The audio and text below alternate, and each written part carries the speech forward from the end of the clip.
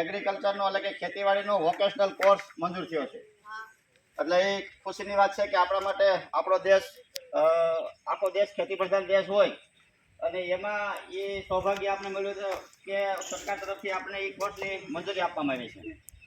એ મંજૂરીના ભાગરૂપે ખરેખર ખેતી કેમ કરવી, ઓર્ગેનિક ખેતી કેમ કરવી, પ્રાકૃતિક ખેતી કેમ કરવી, એના ઉપર આપણે અત્યારે હાલમાં સરકારશ્રી પણ એટલો બધો પ્રોજેક્ટ દઈ રહી છે કે રાસાયણિક ખેતીથી આપણે મુક્ત થાય, કેમિકલ ખેતીથી આપણે મુક્ત થાય.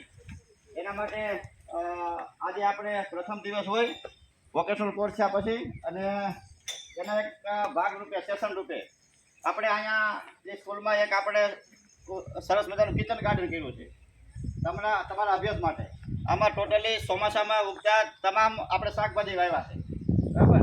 એટલે જે ચોમાસામાં લગભગ 10 થી 15 શાકભાજી એમાં વાવેલા હોય, વેલાવાળા હોય, થળવાળા હોય, આ બધા અલગ અલગ વાવેલા છે.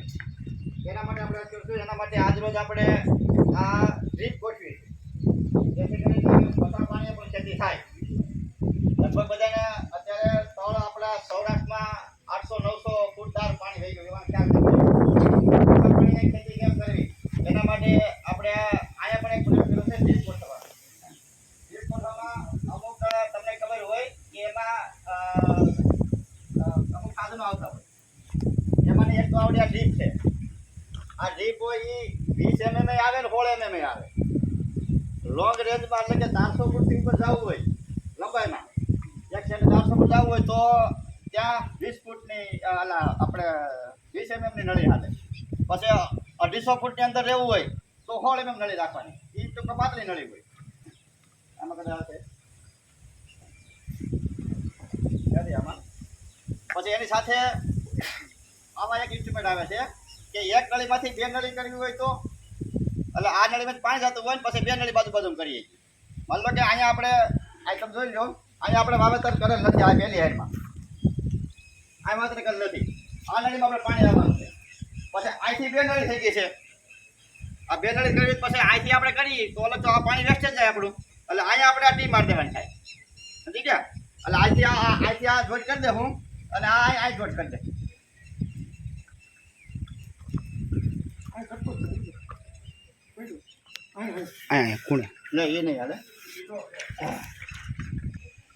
આમાં ખાસ ધ્યાન રાખવું, જો આમાં ડ્રીપ નું હોય કે અંદર ઇનલેન્ડ હોય ત્યાંથી પાણી પડતું હોય, એ અહીંયા પણ આવી ગયું છે. એટલે જરીક આપણે આગળથી દૂરથી કાપ્યું, આપણે આ કાપી અને આમાં ઉભો થઈ જાવ.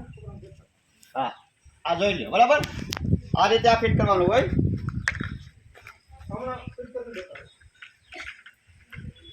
આ ફિટ થઈ ગયું આ બધું.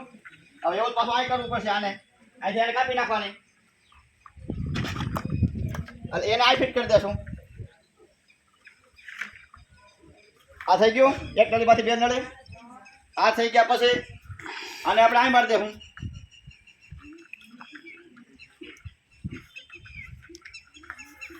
હા, આને ટી કહેવાય. શું કહેવાય? ટી. ટી કરવાથી આપણે પાણીનો વેસ્ટેજ પાણી જતું તો અહીં અટકી ગયું, એટલે આપણે જરૂરિયાત ત્યાંથી ચાલુ કરી દીધું. આ થઈ ગયા પછી ટી 2 પ્રકારની આવે. એક આમ આવે વીન આકારની, અને એક આ પણ આવે ટી આકારની. ટી આકારની યુઝ એનો યુઝ ક્યાં થાય કે અહીંથી આપણે જે ઢળી લો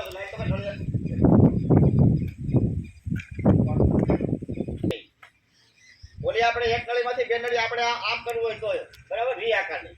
પણ ટીની ઉપયોગ ક્યાં થાય કે ભાઈ આ નળી સીધે સીધી ગઈ છે અને એમાંથી આપણે એક સિંગલ કાઢવી હોય તો, પછી થોડીક દૂર એક સિંગલ કાઢવી હોય તો, એટલે એના માટે આ ઉપયોગ થાય. એના માટે રસ્તો સારો છે. અહીંથી આમ કાપી નાખવાનું,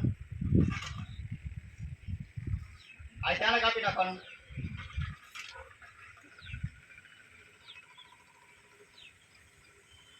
જેથી કરીને ઘોડા ન પડે.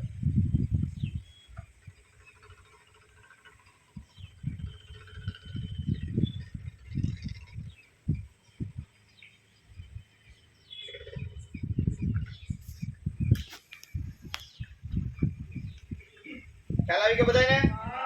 તો કેવું સરળ થઈ ગયું. એટલે જેથી કરીને ઘોડો ન પડે. આ કેમ થઈ ગયું એવી રીતે સેમ ટુ સેમ પછી આ કરવાનું છે. આ અંતર રાખી જોઈ લેવાનું કે આ ક્યાં આવે છે. અહીંયા આવ્યું, બીજું અહીંયા આવે છે, તો અહીંયા પણ આમ કાપી નાખવાનું.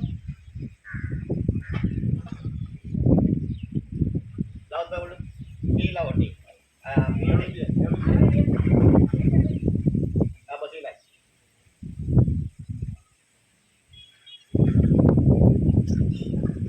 આમાં પણ સેમ જ વસ્તુ છે જો કઈ છે ને ખરું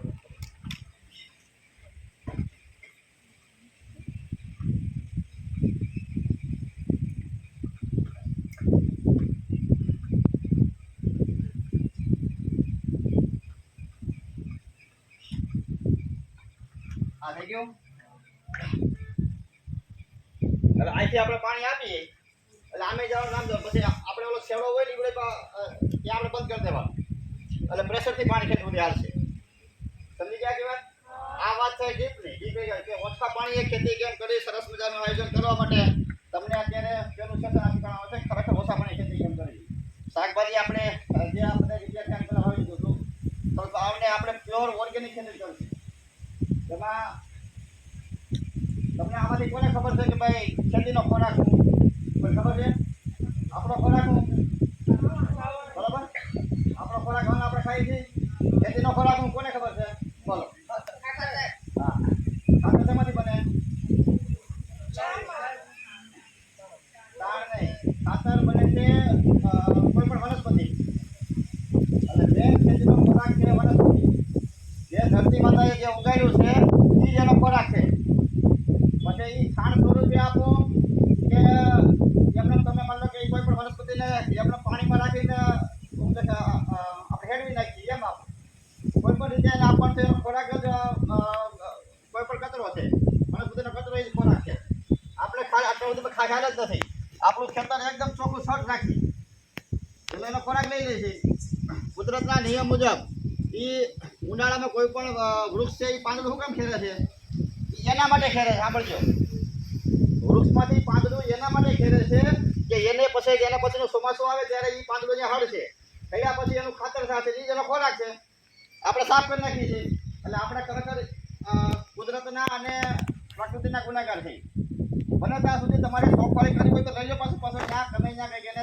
ખોરાક આપી દેવો પડે કેમ પ્રકારે આ પણ એક બહુ મહત્વની વસ્તુ છે એટલે આપણે એમ કે ભાઈ ખડ થાય પણ ખડ છે એ પણ એકનો એક ખોરાક જ છે કોઈ પણ પાક આપણે વાવી સાંભળજો બહુ મોટી વાત છે કોઈ પણ પાક વાવી જેની નીચે આપણા ખેતરમાં ખડ થાય તો આપણે ખડ દીધી નાખીએ પણ ખરેખર તો મતલબ એક પ્રકારની વનસ્પતિ છે એ એનો ખોરાક છે એટલે હવે પ્રશ્ન તમે થાય તો આપણે ખડ નહીં લેવાનું ખડ લઈ લેવાનું પણ ક્યાં સુધી લેવાનું કે આપણા પાકને પ્રમુખ પાકને એને નુકસાન ન જાય છે કોઈ પણ છોડ આપણા પ્રમુખ પાક આપણે જે વાવેતર કર્યું એનાથી ઉપર જાય ને ખડ એ આપણે નુકસાન જાય નાનું મોટું ખડ લઈ નુકસાન નથી મેન તો તમે કોઈ સમયમાં પણ આપણે લગભગ મારો ખ્યાલ મુજબ ગમે એક વાર ગોઠવું છું કે આપણે એગ્રીકલ્ચરનો વિષય પણ આપણે ભણાવશું અને જો ખરેખર એમાં વોકેશનલ કોર્સમાં એવું નક્કી કર્યું સરકાર શ્રી ગાઈડલાઈન મુજબ 30% તમને ભણાવવાનું ક્લાસરૂમમાં અને 70% તમને ખેતી શીખવાડવાની ખેતરમાં લઈ જવાના તમને શીખવાનું ખરેખર આમ ભવાય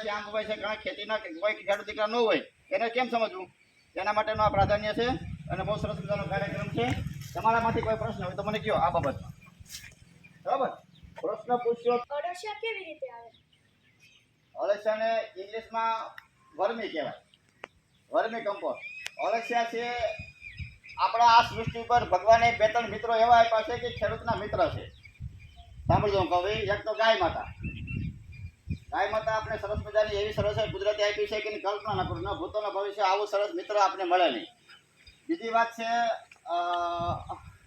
આપણો અળસિયું છે આપણો ખાસ મિત્ર છે ત્રીજી વાત છે ઉદય આપણે બધાને ઉદયને મારી નાખી ખ્યાલ હોય તો ઉધો ખરેખર ઉદય લીલી વસ્તુ ખાતી નથી લીલી વસ્તુ ઉદય ખાય નહીં એ હુકેલ વસ્તુ જ ખાય છે અને તમારા છોડને ક્યારેય કોઈ નુકસાન કરતી નથી ઉદય છે આપણો પરમ મિત્ર છે અને ચોથું છે મધમાખી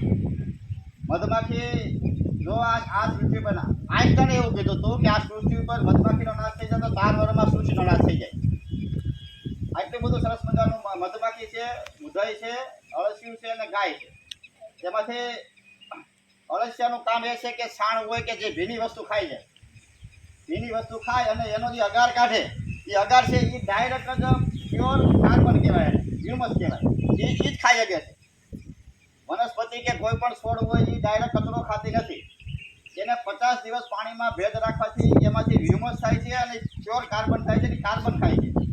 જીવાંશ કહેવાય. અસંખ્ય એવા જીવાંશો હોય છે કે જે નરી આંખે જોઈ ન શકીએ આપણે. એ જીવાંશ છે એ વનસ્પતિને ખાઈ જાય છે. એ જીવાંશનો મૃતદેહ છે ને એ જ એનો ખોરાક. સમજ્યા?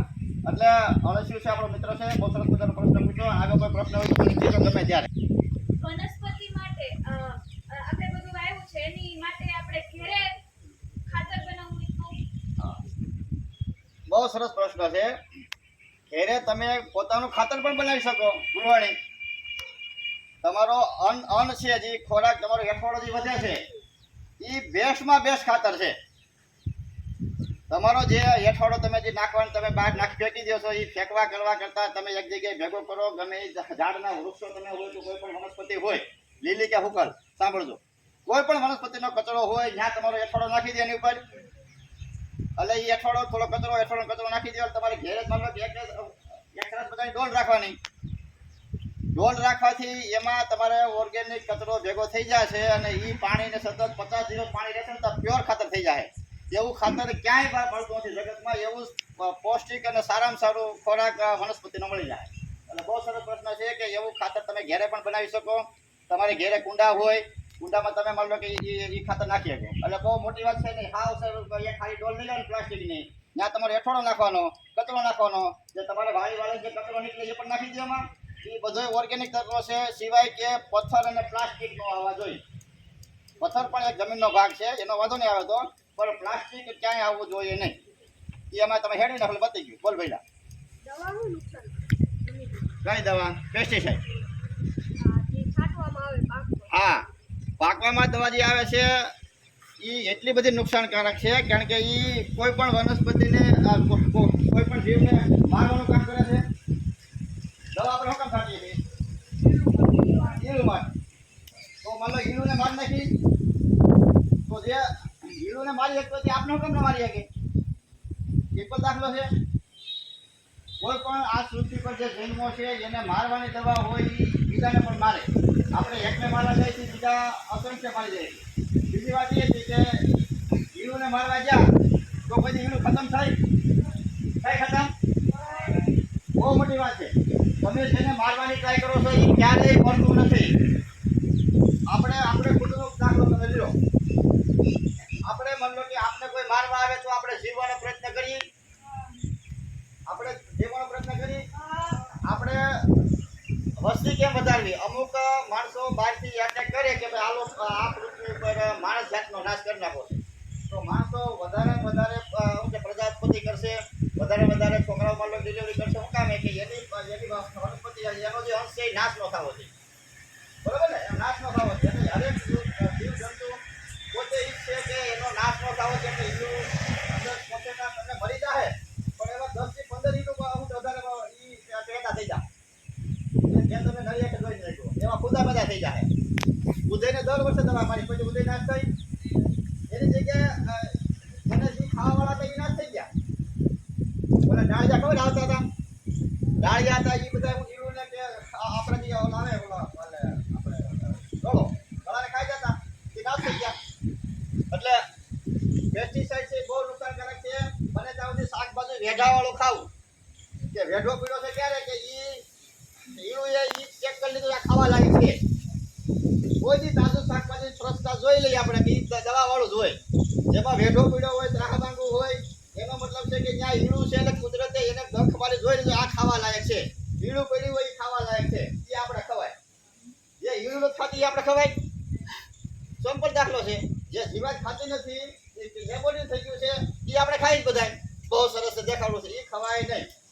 વેઢા વાળી વસ્તુ ખાવાની પેલા ચેક કરો. વેઢો બોલે છે ભાઈ એ કાઢી નાખ્યો આપણે વેઢો. કારણ કે એ ખબર છે આપણે. એટલે એ ટૂંકમાં લેબોરેટરીમાં પાસ થઈ ગયેલું છે. એ ખાઈ લીધું છે.